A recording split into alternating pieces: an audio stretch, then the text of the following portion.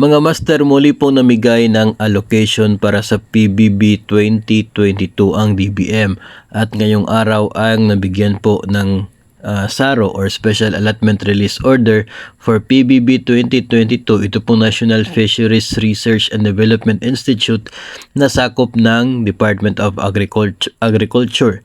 Ito pong Philippine Science High School System, iba't ibang campuses po.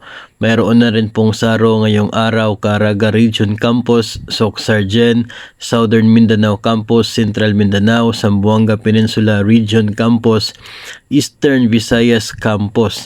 Lahat po yun ng Philippine Science High School System na sakop ng DOST.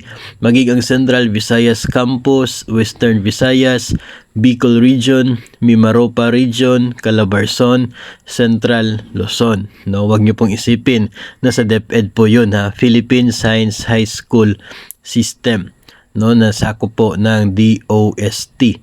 Lahat ng 'yan ay para sa PBB 2022 ng atin pong mga nabanggit na mga campuses ng Philippine Science High School.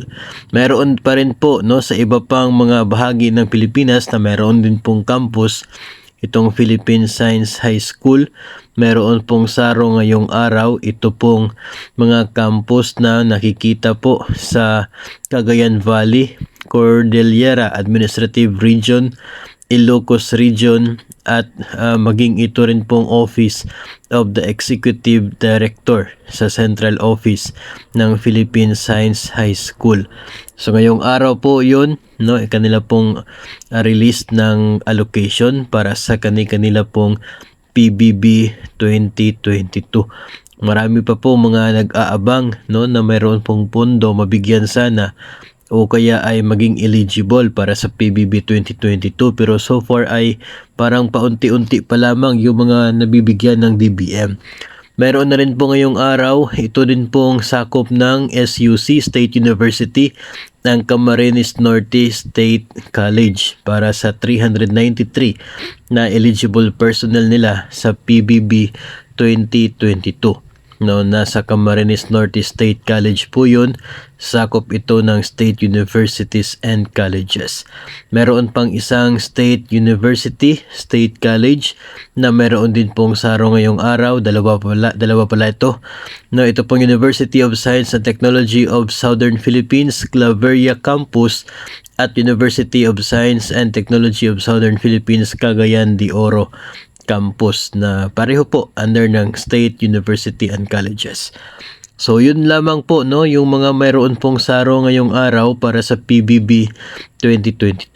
Yung iba pong mga ahensya ay patuloy pa rin po nating minomonitor yung releases nito pong DBM para na rin po ay mapagbigay alam sa inyo if ever yung agency po ninyo ay mayroon ng allocation na na-release. Yung mga hindi pa po talaga natin na take up, especially yung mga nag-aabang ng eligibility, kung eligible na ba sila, tulad po ng DepEd, Philippine Army, PNP, Coast Guard, yun po ay hindi pa po natin matukoy kung kayo ba ay eligible so far sa ngayon, kasi hindi pa po natin nakikita yung scorecards ng inyo pong agency doon sa website ng PBB Secretariat. Kaya mag-aabang lamang po tayo everyday.